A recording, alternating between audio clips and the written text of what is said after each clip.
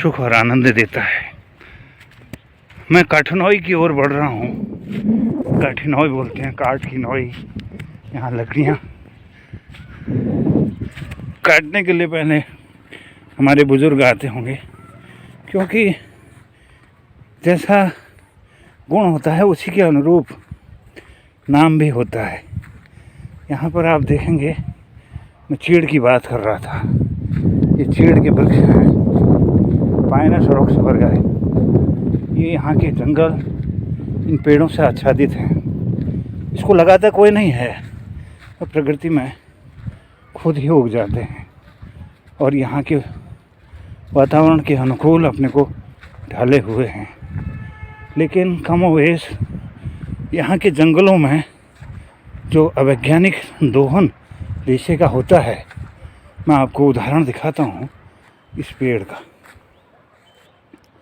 जो काट दिया गया है और ऊपर से सूख चुका है, ऐसे ही कमोवेश सभी पेड़ों की स्थिति आप देख सकते हैं। अब मैं इसके पास आपको ले जाता हूँ। यह लीसा दोहन के लिए इस पेड़ों के चारों तरफ इस तरह से लीसा निकालने का प्रबंध किया गया है। ये इस पेड़ में आप पाएंगे कहीं से भी छाल नहीं बची, और इसके सूखने का कारण ये हो सकता है जो अवैज्ञानिक दोहन है वह इन पेड़ों के जो गुणवत्ता है, जो रेजिन और जो लीसा निकलता है, उस रेजिन और लीसा निकालने के लिए जो इसका अवैज्ञानिक तरीके से दोहन किया जाता है, वो यहाँ के इन पेड़ों की जो रेजिन है, पाइनस रॉक्स वर्गाई की गुणवत्ता को कम करता है कहीं ना कहीं। और ये बिल्कुल निश्चित कहा जा सकता है कि हमारे इस प्रकार के दोहन से यहाँ के जंगलों का क्या भविष्य है।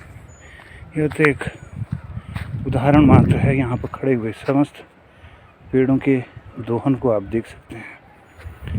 मैंने आसाम में जब भ्रमण किया था, भारत भ्रमण के दौरान आसाम में देखा था कि वहाँ पर केलों के वृक्ष लगाए जा रहे हैं, पेड़ लगाए जा रहे हैं, और केलों के जंगल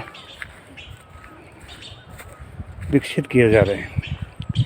आज मैं सोचता हूँ कि हमारे जो ये जंगल हैं, जो हरे भरे जंगल हैं, केवल चीड़ की वजह से कहीं कहीं बाँझ, ऊंचाई वाले स्थानों पर जैसे कौसानी वाली जगह पर कुछ देवदार बचा है। और आगे मैं आपको दिखाना चाहता हूँ, ये जिजोली गांव है। ये बाँझ के वृक्ष आपको दिखेंगे, और बाँझ का वृक्ष जो है वो पानी को भी बढ़ाता है, वनाग्नि का खतरा कम रहता है, शीतलता रहती है, और चारा प्रजाति भी है, क्वेरकस इनकाना। अब हमें यह सोचने को मजबूर करता है कि हर साल हम करोड़ों की संपत्ति हमारी नष्ट होती है। हमारे जंगलों को आग से बचाने के बाद हमारे पास उपकरण नहीं है, संसाधन नहीं है, लोगों का रुझान भी नहीं है कि कुछ किया जाए इन वनों के लिए। न ऐसी कोई स्वयंसेवी संस्थाएं दिखाई देती हैं, न हम नर्सरियों का विकास कर रहे हैं, और हमारे जंगलों में फायर लाइन की कमी है। एक क्षेत्र से दूसरे क्षेत्र को जैसे इस प्रकार से सड़क बनी है, नई सड़क है, अगर इसके दाएं तरफ आग लगती है तो बाएं तरफ यह सड़क इसको बचा सकती है। ऐसी जंगलों के बड़े भूभाग में फायर लाइन होना चाहिए, उनकी सफाई रहनी चाहिए वनाग्नि के सीजन पर। और जितने भी इन ऊंचाई वाले पहाड़ों पर निकलने वाले जल स्रोत हैं, अगर उसके क्षैतिज पाइपलाइन बिछाई जाए और उसमें से जगह जगह पानी का रिसाव किया जाए, तो उससे यहाँ की वनों के जो भूमि है वो सिंचित होती रहे, धीरे धीरे उसकी आर्द्रता बढ़े और उससे वहाँ पेड़ ज़्यादा बने। आप देख रहे होंगे, पक्षी की आवाज़ सुन रहे होंगे। जहाँ पेड़ हैं वहाँ कलरव है, वहाँ आनंद है, वहाँ प्राणवायु है, वहाँ धन है, संपदा है। मैं अधिक तो बातें इस वीडियो में नहीं कर सकता क्योंकि लंबी होने जा रही है।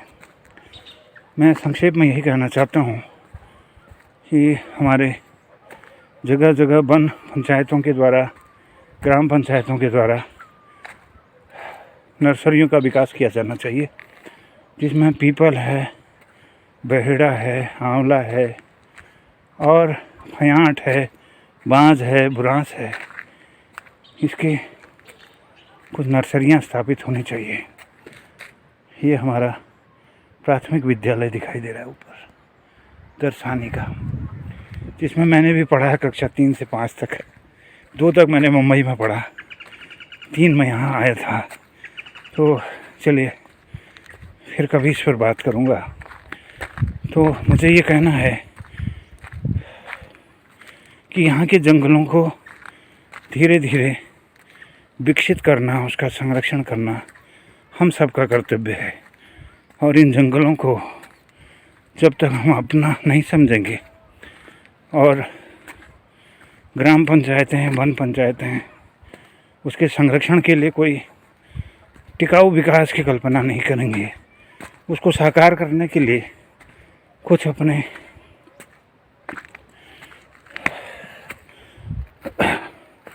जद्दोजहद नहीं करेंगे, तो फिर बड़ा मुश्किल है।